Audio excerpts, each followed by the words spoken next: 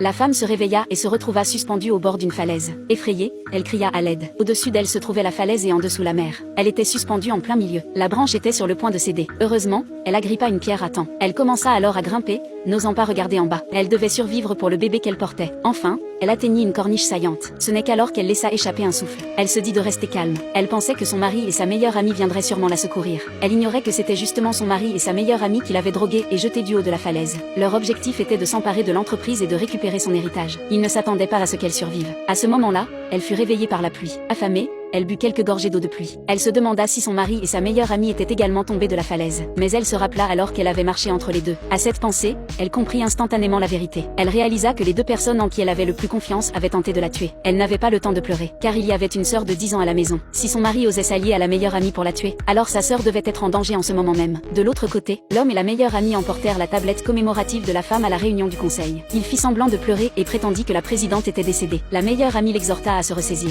Elle dit que les parents de la présidente étaient déjà morts et que la sœur était encore si jeune. Il était désormais le seul héritier du groupe Jam. Il devait donc se ressaisir pour prendre le contrôle de l'entreprise. Le moment venu, l'homme abandonna la comédie. Il demanda aux actionnaires de voter pour savoir s'ils lui confieraient la gestion de l'entreprise. Au moment crucial, la sœur de la femme arriva juste à temps. La sœur menaça les actionnaires de ne pas voter. Après tout, la mort de sa sœur n'avait pas été confirmée. Face aux accusations de la sœur, l'homme fit semblant et dit qu'il n'avait pas réussi à protéger sa femme. La sœur le réprimanda. Elle lui dit qu'au lieu de pleurer ici, il devrait se dépêcher de chercher leur sœur. L'homme refusa, invoquant un typhon de niveau 7 comme raison. Il prétendit que sortir maintenant serait dangereux pour la vie. La sœur le repoussa avec colère. Elle prévoyait de mener personnellement des recherches pour retrouver sa sœur. Elle fit immédiatement un appel pour demander de l'aide. Pendant ce temps, la femme mourait de faim. Elle leva les yeux et aperçut des framboises sauvages. Mais peu importe combien elle essayait, elle ne pouvait pas les atteindre. Elle arracha sa ceinture et cassa une branche. Cela lui donna un peu de force supplémentaire. À ce moment-là, la petite corniche commença à se desserrer après avoir été trempée par la pluie. Elle ne pouvait pas simplement rester assise et attendre la mort. Mais en dessous, il n'y avait que des rochers, sauter serait une mort certaine. Elle ne pouvait que trouver un moyen de grimper. Voyant une vigne non loin,